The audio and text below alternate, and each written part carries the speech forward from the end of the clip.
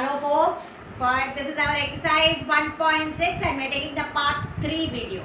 So let's continue. We were doing the word problem, so we'll continue with what we were doing in the previous video. We have reached in the 6th part. Now we have to take up, not 6th main question. Now we're taking up the 7th and the 8th in this part of the video. It's a part 3 video. Okay, now let's take the 7th question. Let's see what it reads. In a group of 65 people, 40 like cricket, 10 like both cricket and tennis. How many like tennis only and not cricket? How many like tennis? Now, because tennis and cricket, as we always do, let's take C and D and see what all things are given to us. Let's put it across and find out whatever is being asked to us. So, to start with, let C, T be the set of, or indicate as we wrote before, be the set of cricket, tennis liking people. Tennis liking or playing? What do they say? Liking, yeah. Liking people. Right. Now given that, now we have to use the data and we have to check what is the meaning of the data. Right. So what do they say? In a group of 65 people, 40 like cricket. So downright we know that 40 like cricket. Then what do they say? They say that 10 like both. Please mark the word both. 10 like both cricket and tennis. So both we know what it is. Then, and it's a group of 65 people, how many like tennis but not cricket and all that. So it's a group of 65 people. It is assumed that each one of them play either of the game, and that is why you can take N of C union T as 65. That is how we will be able to find out the tennis playing people. So therefore, we know that N of C union T will be N of C plus N of T minus N of C intersection T. So N of C union T, it comes to 65.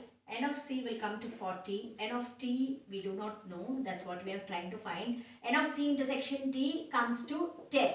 So that way, in order to find this, we are taking all the other terms on the other side, and that's how we are going to get the answer. N of T stays as it is. All these terms are going on the other side. The plus 40 goes on the other side, becomes minus 40. Minus 10 goes on the other side, becomes plus 10. And we are getting 65. We go in that order. 65 minus 40, that is 25, plus 10. So that comes to, so this is 65 minus 40, yeah, as we said, it is 25, and plus 10, so that's 35. Right. So you are getting the number of tennis playing people as 35. And what else do they ask us? They ask us the number, how many like tennis, tennis only and not cricket. They have also asked us that number of people who like tennis but they don't like cricket. That means it is something like N of T minus C. They like tennis but they should not like cricket. They should only like tennis. So therefore, number of people who like tennis but they don't like cricket. Now see, T minus C, basically it is, it's the same as writing number of elements in T minus number of elements in the intersection. Always minus means that, that you remove the elements in the intersection and you get exclusively the number belonging to the set T.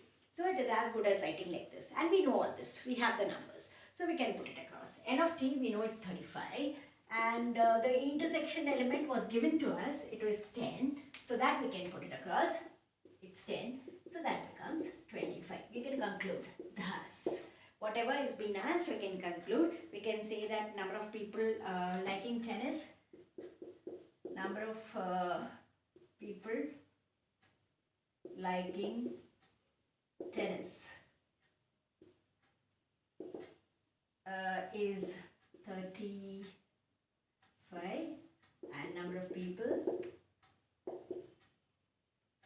liking, what was that?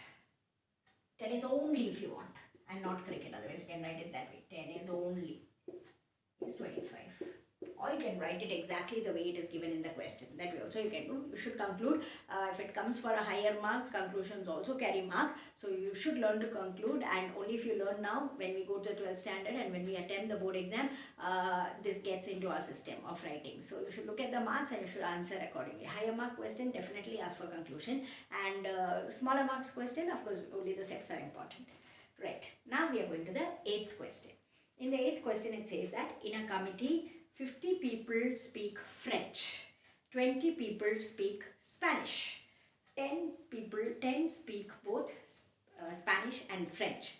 How many speak at least one of these two languages? So they are talking about the languages French and Spanish, and they have given us a number of French speaking people, they have given us a number of Spanish speaking people, they have given us both. Do we understand what is both? Yes, intersection. And they have asked us how many people speak at least one of the two languages. At least means in some sense it's union. Okay, in some sense, that's a shortcut way of understanding. I've got some of my friends, who requires shortcut for study. So this is meant for them, a shortcut, right? So let's get across with this. As we said, because it is like we always try to keep those set like that. So let's see how it is. French and Spanish, F and S we can take, and we can go by the alphabets like that. Let F comma S be the set of French comma Spanish speaking people, isn't it? We'll stick to what is given in the question. Committee people, yeah. Speaking people. So, obviously, what is given? Given that.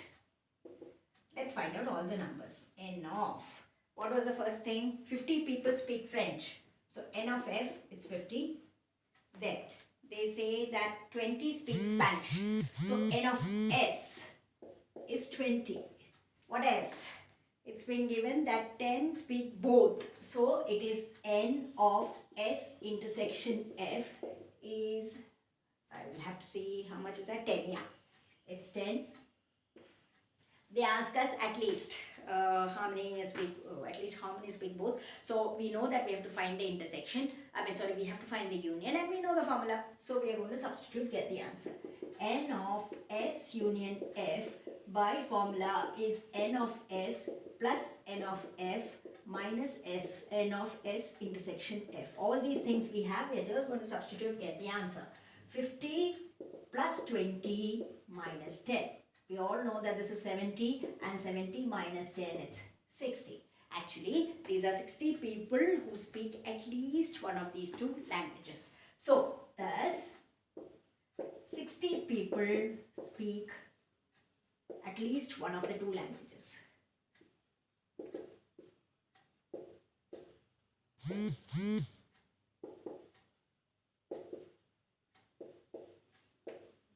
So that's how it is, and this finishes our exercise 1.6. In the exercise 1.6, we have taken it up in the three parts, and we are done with the exercise 1.6. Next, we meet in our next video with miscellaneous. So that's what we'll be doing. Thank you.